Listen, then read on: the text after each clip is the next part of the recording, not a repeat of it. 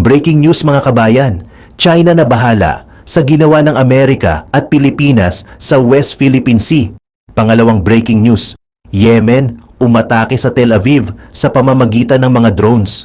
Pangatlong breaking news, pagkatapos bombahin ng Israel ang Syria air defenses, ang isusunod ba nila ang Iran nuclear sites?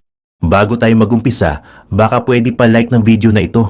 Malaking bagay na to sa aming mga content creators. Maraming salamat po.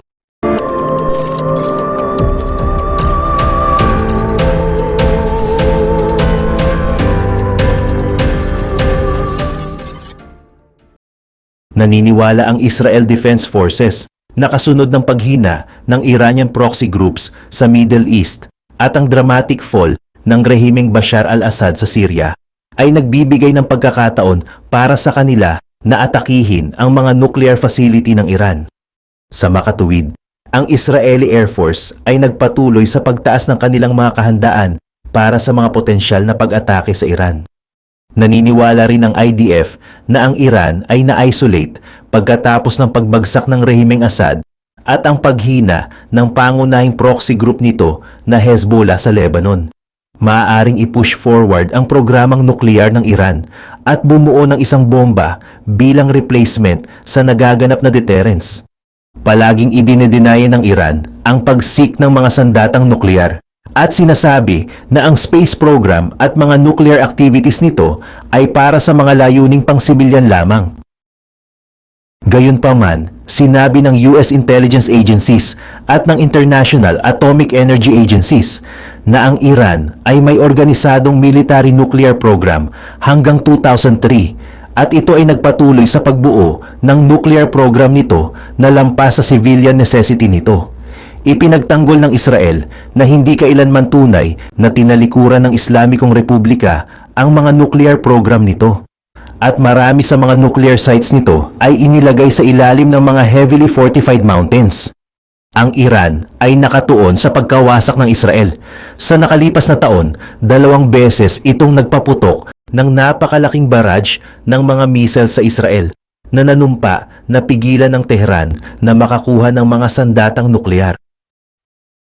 Inatake ng Israel ang mga pangunahing pasilidad ng militar ng Iran bilang pagganti para sa parehong mga pag-atake na naganap sa konteksto ng isang multi-front war na binuksan ng Iranian terror proxies sa Jewish state.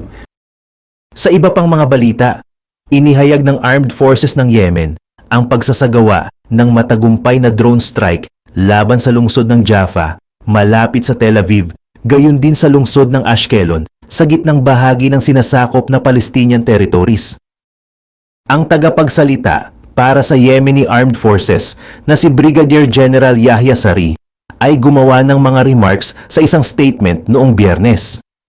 Ayon sa kanya, ang Yemeni Armed Forces ay nag-anunsyo ng 2 operasyong militar na nakatarget sa sinasakop na Ashkelon at Jaffa. Matagumpay nitong naabot ang kanilang mga layunin gamit ang mga drones na nag-bypass sa mga interception systems. Nagsagawa din ang mga puwersa ng joint operation kasama ang Islamic Resistance ng Iraq na isang koalisyon ng mga anti-terror combatants laban sa mga mahahalagang lugar sa southern occupied Palestine na tinarget gamit ang multiple drones upang makamit ang mga successful outcomes.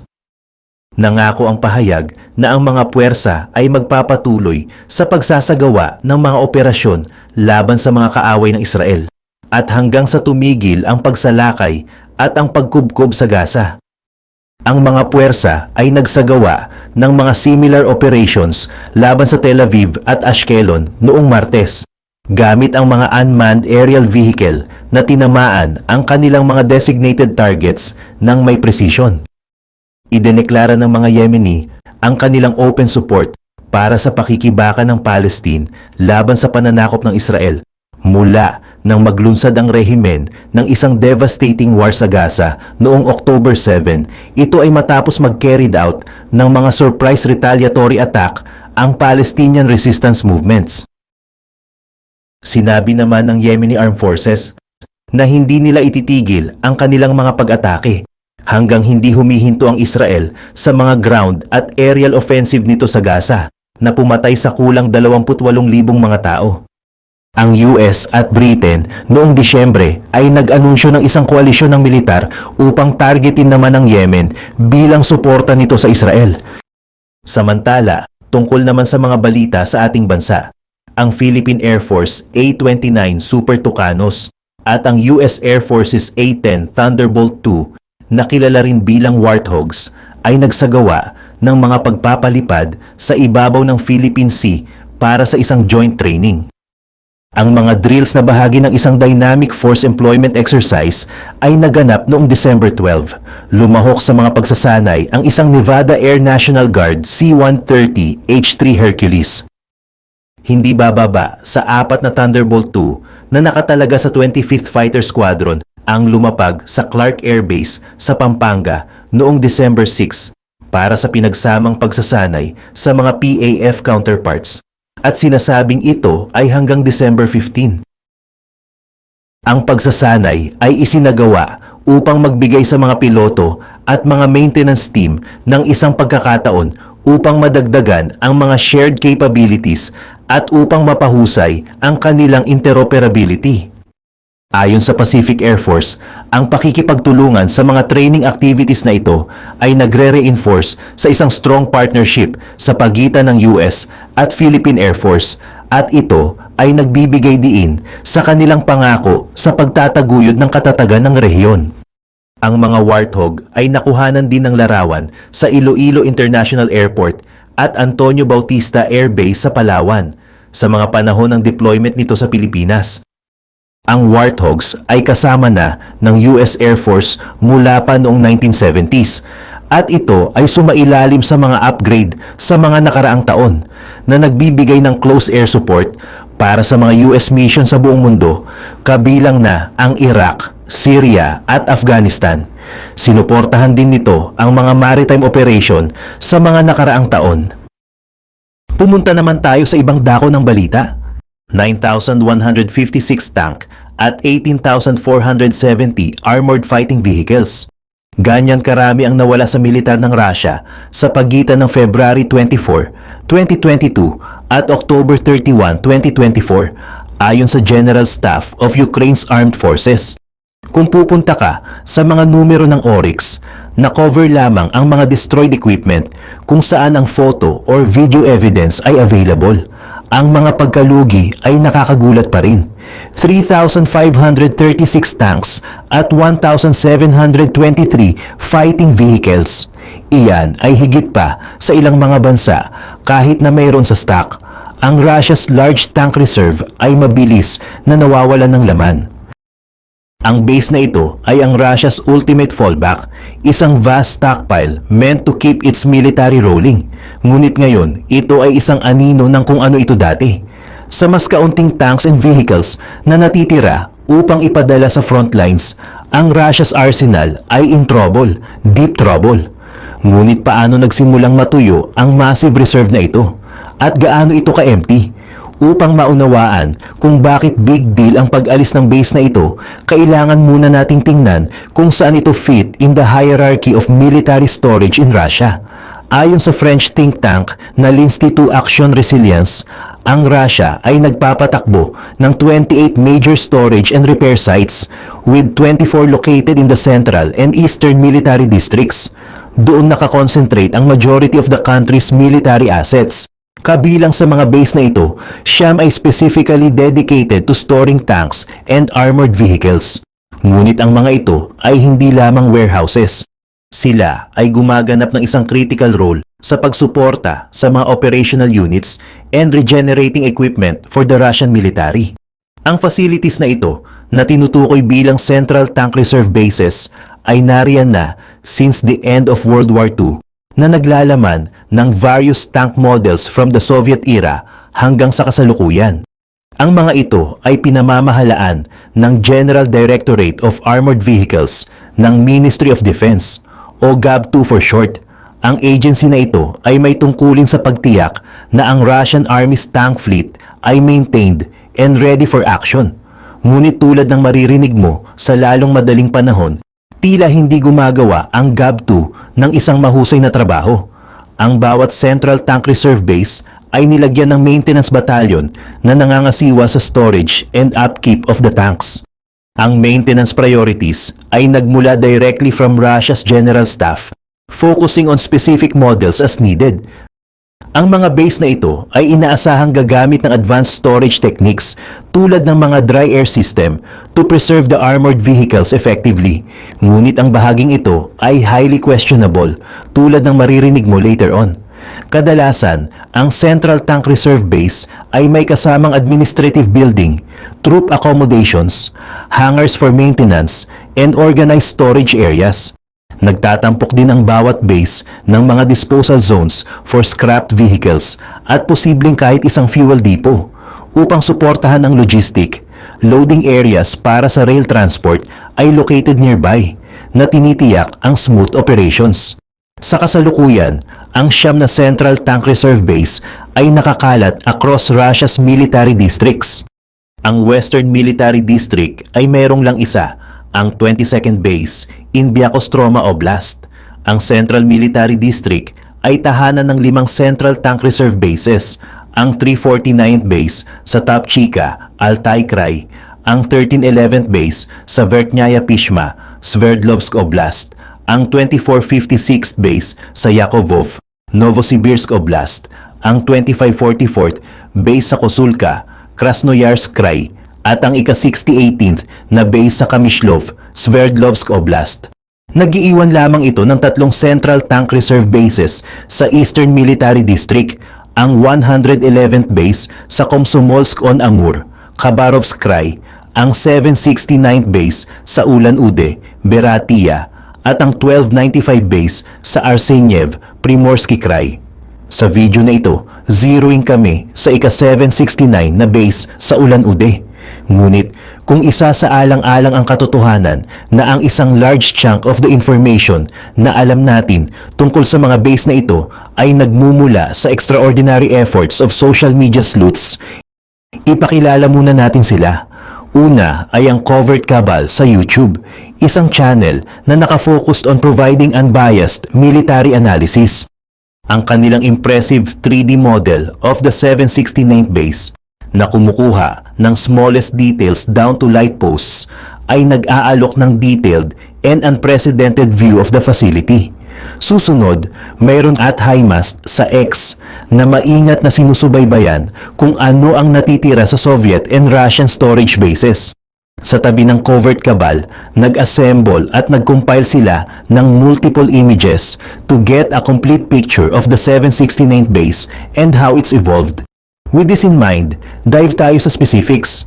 Ang 769th Central Tank Reserve Base na dating kilala bilang 227th Storage and Repair Base ay ang crown jewel of Russia's tank storage facilities. Matatagpuan malapit sa capital of Beratia, Ulan-Ude. Ang base na ito ay sumasaklaw sa mahigit 3.86 square miles, isang malawak na lupain na dedicated sa military might. Bago ang digmaan, ito ang largest tank storage site in Russia at hawak pa rin nito ang titulong iyon hanggang ngayon. Ang primary tank models na nakaimbak dito ay ang T-72 at T-62 na may mga variant tulad ng classic T-62M, T-72A, T-72B at ang T-72 OBR 1989 na bumubuo sa karamihan ng inventory. Salamat sa Covert Cabal's 3D model, alam namin na ang base ay divided into 3 distinct sections, ang northern and southern areas for vehicle storage at isang central section for logistics and supply. Kapansin-pansin, hindi ka maaaring lumipat from one section to another. Bakit? Dahil ang bawat section ay surrounded by triple-layered security fences, kaya mahirap ang paggalaw sa pagitan ng mga ito. To go from one section to another, dapat kang lumabas sa isang security checkpoint, magmaneho along the main road at muling pumasok sa pamamagitan ng another checkpoint. Ngayon, ang Russia's military ay hindi exactly known sa kahusayan nito, Ngunit ang setup na ito ay tila isang masterclass sa military mismanagement, lalo na kapag isinasaalang-alang mo na ang terrain surrounding the 769th base ay nagdaragdag ng another layer of complexity. Nagtatampok ang mountainous area na ito ng uneven ground na ginagawa ang indoor storage garages na scarce. Bilang resulta, ang karamihan sa vehicles sa base na ito ay naiwang exposed, na may few maintenance garages at small covered shelters na tumatakip sa view. Ngayon, i-rewind natin ang clock at tuklasin sandali ang kasaysayan ng base. Ang history ng pagbabagong ito at pagbaba ay magbubunyag kung paano nahulog ang dating proud facility na ito sa pitiful state. Ang 769th Central Tank Reserve Base ay may history that dates back to the 60s. Ang first official mention ng base na ito sa West ay lumitaw sa CIA report from 1964, shortly pagkatapos ng Sino-Soviet split. Sa Soviet Union, ito ay isang time of tension and military buildup bilang tugon sa perceived threat from China. Kaya ang mga Soviet ay naglilipat ng significant forces to the east. Ang CIA report ay nagpakita ng sprawling complex na puno ng massive barracks. Kahit na halos wala sa mga original structures na ito ang nananatili ngayon. Noong early 2000s, ang base ay gumagana sa chaotic organization. Ang southern section ay nag-imbak ng reserve vehicles, habang ang northern section ay naglalaman ng vehicles na in better condition. Parang ang north ay ang VIP area, habang ang south ay naiwan upang magtipon ng dust. Kapansin-pansin, ang pinakatuktok na northern section ay hindi nag-store ng kahit ano noon, ngunit ito ay ganap na nahati. Isipin na lang ang isang whole section na dedicated sa wala. Ang oddity na ito ay isang perfect reflection of the broader state of the Russian military noong panahong iyon, kung saan nag-exist ang entire units ng walang purpose or functionality. Dumating ang 2008, isang pivotal year for the Russian military dahil doon naganap ang Russian military reform na kilala bilang Sergeyikov Reform. Ngayon, ito ay hindi lamang isang tweak here and there, ito ay isang ganap na overhaul. Ang Russian military ay nakatakdang bawasan ang lakas nito sa 1 million personnel by 2012 na nangangahulugan na bawasan ang number of officers at pagsama-samahin ang number of military training schools from 65 down to just 10. Isang similar consolidation ang ginawa sa mga Russian military units and bases. Bago ang reforms, ang Russian ground forces ay binubuo ng 24 divisions, kabilang ang 3 tank division, 16 motorized rifle division, at 5 machine gun artillery division, kasama ang 2 division strength military base na matatagpuan sa Armenia at Tajikistan.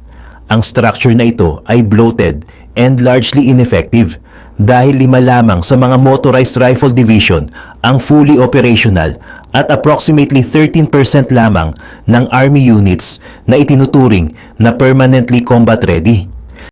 Sa pagtatapos ng reforms, 23 of the 24 divisions ang disbanded, consolidated at reconstituted sa formation of 4 tank brigades and 35 motorized rifle brigades.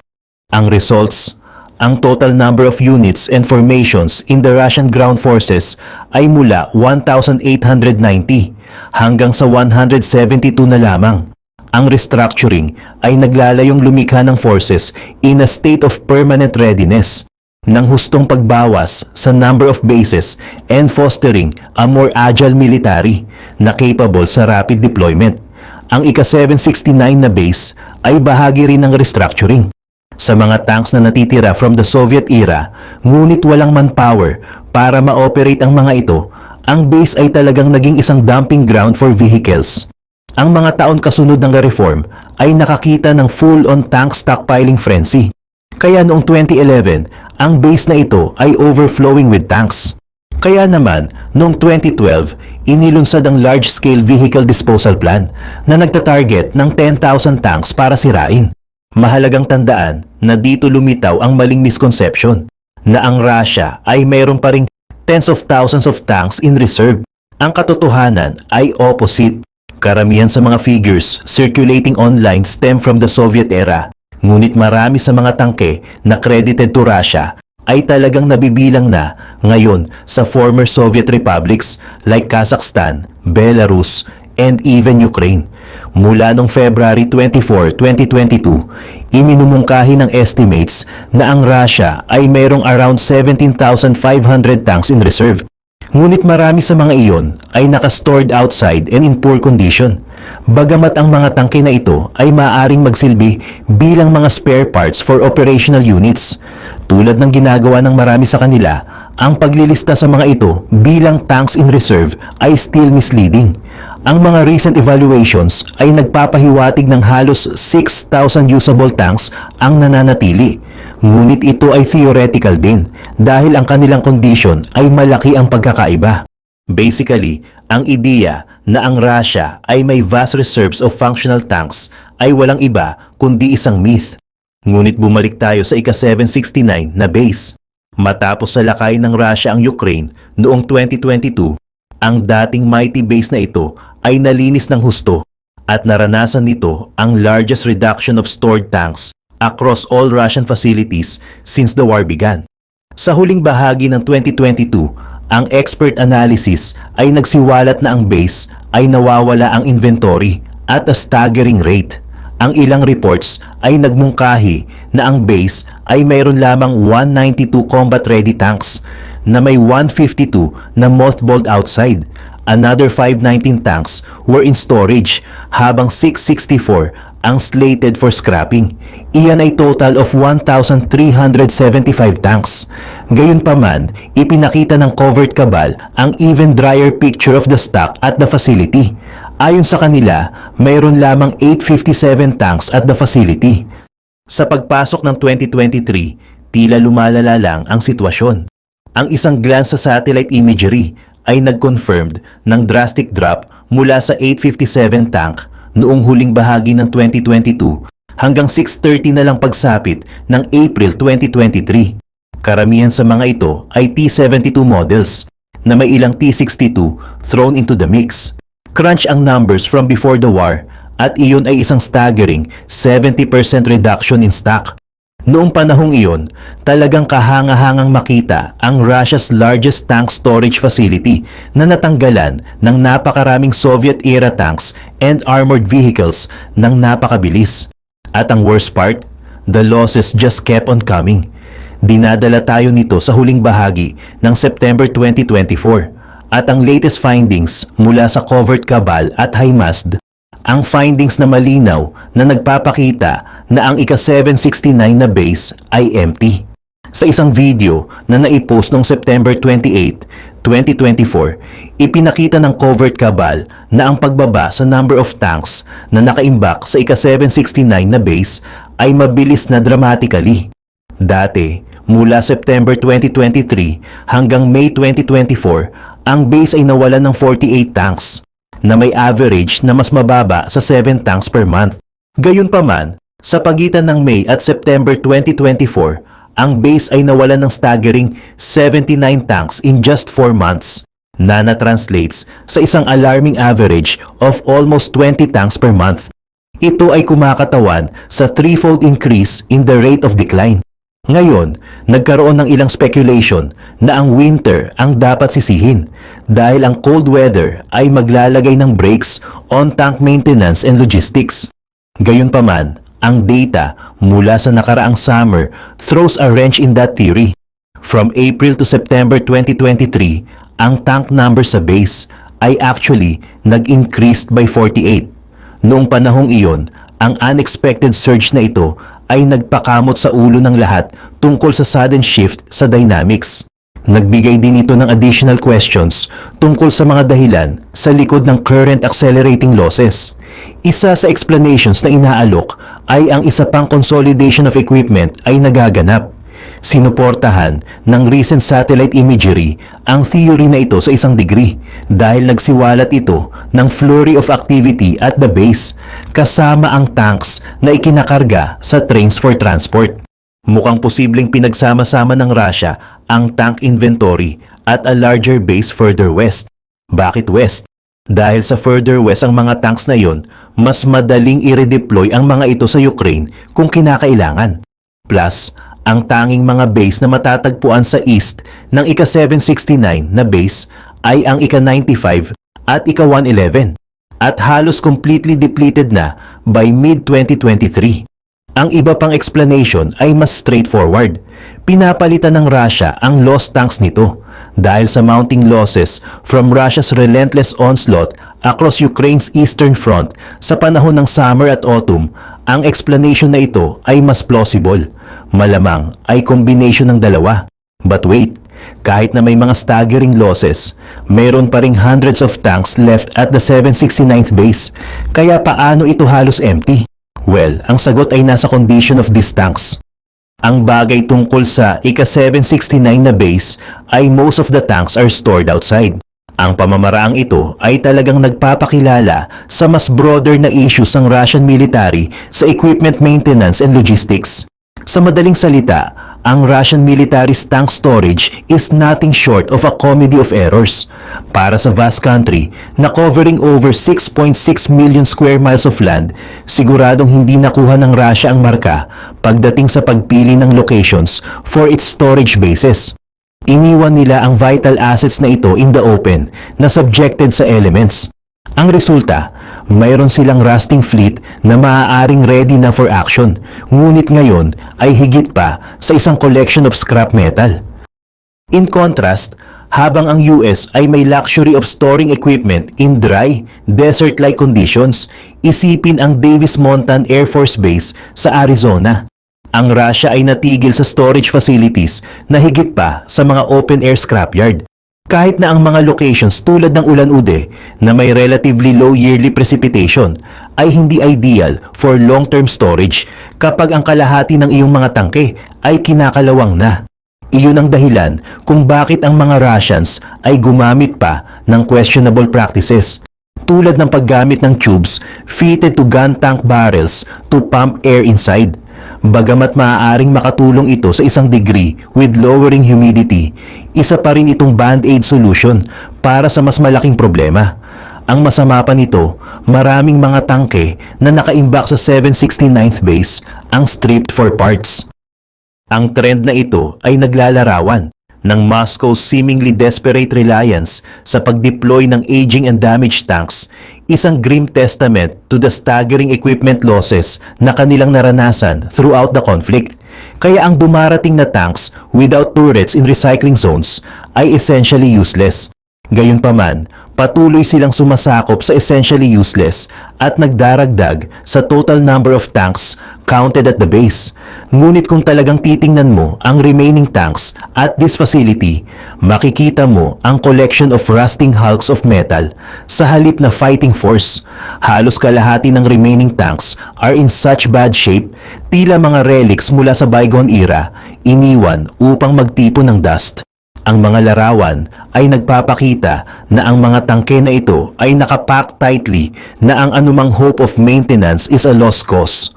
Napakalinaw na ang Russian military ay naglalaro ng risky game with its aging arsenal. Isang game na nakatulong upang baguhin ang ika-769 na base upang maging isang essentially tank burial ground. Ngunit ang base na ito ay hindi lamang isang ghost town for tanks. Ito rin ay isang resting place for a host of other fighting vehicles ready to tell their own tale of neglect. Ngayon, kung titingnan mo ang numbers of the fighting vehicles stored at the 769th base, maaari kang makakuha ng different impression. Pagkatapos ng lahat, ang number of these vehicles, lalo na ang BMP models, ay nanatiling matatag sa nakalipas na 4 na buwan, na currently sitting at 509. Siyempre, ito ay isang significant drop from the pre-war figure of 919, mga 45% decline to be exact. Ngunit maging totoo tayo, ang remaining BMP ay aren't in any better shape than the tanks. Bagamat mahirap makakuha ng complete picture from satellite imagery, marami ang missing turrets, tulad ng mga tanks. Ang iba ay nagpapakita ng telltale signs of neglect, kung saan ang top passenger doors ay naiwang bukas na bukas, exposing the interior to the elements. Para bang ang mga sasakyang ito ay inilalagay sa pasture rather than prepared for action. Sa closer inspection, makikita mo na around 25 to 50% sa mga vehicles na ito ay may visible defects. At iyon lang ang makikita mula sa mga overhead shot. Na-estimates ng Covert Cabal na mayroon na lamang 160 BMP na natitira na realistically be brought into service without major repairs. Ang mga pag-repair na malamang na mas mahal kaysa sa mga sasakyang ito ay nagkakahalaga pa sa kanilang current state. Pagkatapos mismo ng video ng Covert Cabal noong September 28, na-update ang satellite imagery na nagpapakita ng slight change in the number of fighting vehicles. Ang 19 na BMP ay biglang naidagdag sa base at kung saan nanggaling ang mga ito ay guess ng sinuman.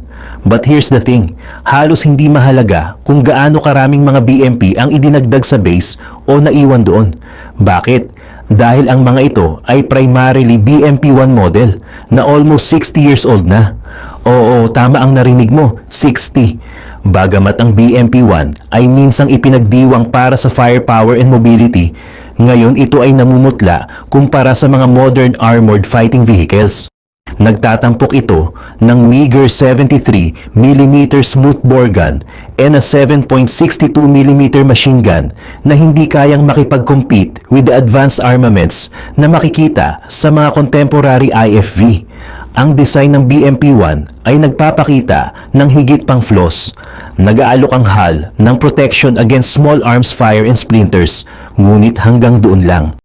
Ang armor nito ay hindi sapat against today's battlefield threats na nagiiwan sa mga troops na vulnerable in a world where armor-piercing rounds are the norm. Ito ay tulad ng pagdadala ng knife sa isang gunfight, isang outdated strategy na hindi mananalo sa anumang laban. Ang mobility nito sa strong point ay nag-suffer din. Ang diesel engine ng BMP-1 ay nagka-cranks out ng mere 300 horsepower na maaaring adequate decades ago, ngunit sa combat environment ngayon, ito ay lubhang underpowered. Ito ay isang sasakyan na designed for a time gone by. The same goes for the remaining tanks at the 769th base. Karamihan sa mga ito ay T-62 na naging 63 noong 2024. Tama, ang mga tangke na ito ay practically antiques. Ang T-62 na may 41-ton frame and 4-person crew ay maaaring isang decent piece of machinery back in the day, ngunit hindi na ngayon. Gayunpaman, iyon na lang ang natitira sa Russia. After 32 months ng intense fighting sa Ukraine ay naubos ang modern tank supplies. Ang Russian Army ay pumasok sa digmaan na may humigit kumulang 2,100 T-72, 500 T-80 at 400 T-90. Ngunit ang mga reserves na iyon ay nabawasan ng malaki. As it stands, ang T-62 ay nagiging one of the main tank types in the Russian Army overall. Hindi lamang sa 769th base, just like High Master predicted. Noong July 2024, sumulat siya sa X. In conclusion, malamang na lalong aasa ang Russia sa mga T-62 at T-90M dahil dahan-dahang bumababa ang number of T-80 sa paglipas ng panahon. Ngunit ano ang ibig sabihin nito para sa Russian Army? Well, ang T-62 ay may thinner armor, isang 115mm main gun at isang human loader. Hindi ito exactly cutting-edge warfare tech. Iyon ang dahilan kung bakit ang mga tangke na ito ay madaling na outmatched ng Ukraine's modern T-64 at madaling kapitan ng mines, drones, artillery, and missiles. Ang analyst na si Andrew Perpetua ay ibinuod ito ng perpekto. Ang mga T-62 ay vaguely useful, ngunit only by 1980s standards. Dahil ang Russia's production of new tanks ay nahuhuli dahil sa financial woes, lack of skilled workers, and missing parts, tila ang mga T-62 na ito ang pinakamahusay na magagawa ng Russian military. Kaya saan nito iniwan ang 769th Central Tank Reserve Base? Well, ang sitwasyon ay malayo sa Rosie. Ang massive drops in equipment na dati nang naitala ay maaaring higit na maiugnay to the onset of war and subsequent mobilization efforts. Ngayon, gayunpaman, ang pagbaba ay pangunahing isang grim reflection of the relentless losses on the battlefield. Sure, pinapanatili ng base ang approximately 65% of its pre-war tanks and 55% of its BMP. Gayunpaman, ang figures na ito ay hindi entirely indicative of operational strength. Sa sandaling isinaalang-alang ang actual condition of these vehicles, ang numbers ay babagsak. Ini-estimate ng Covert Cabal na less than 50% of the tanks ang nasa isang viable state at ang mga BMP ito ay less than 30. Nakakalungkot na state of affairs. In essence, ang ika-769 na base ay naging walang iba kundi isang dumping ground for rusted relics and damaged equipment. Sa bawat araw na lumilipas, ang sitwasyon ay nagmumukhang bleaker at ang mga pagkakataong mabago, ang mga bagay-bagay ay nagiging slimmer. Gayunpaman, ang Russian military ay patuloy na umaasa sa mga outdated models na nagtataas ng isang glaring question about its long-term viability on the battlefield. Pero ano sa tingin mo? Maaari bang gawin ng Russia ang anumang bagay upang mapunan muli ang mga nawawalang stock nito o ang ika-769 na base ay destined na mawalan ng laman? Kung sa tingin mo ay mas malamang ang huling sitwasyon, hayaan mo kaming magtanong sa iyo. Kailan ito mangyayari batay sa kasalukuyang rate ng attrition? Ibahagi ang iyong predictions in the comment section below.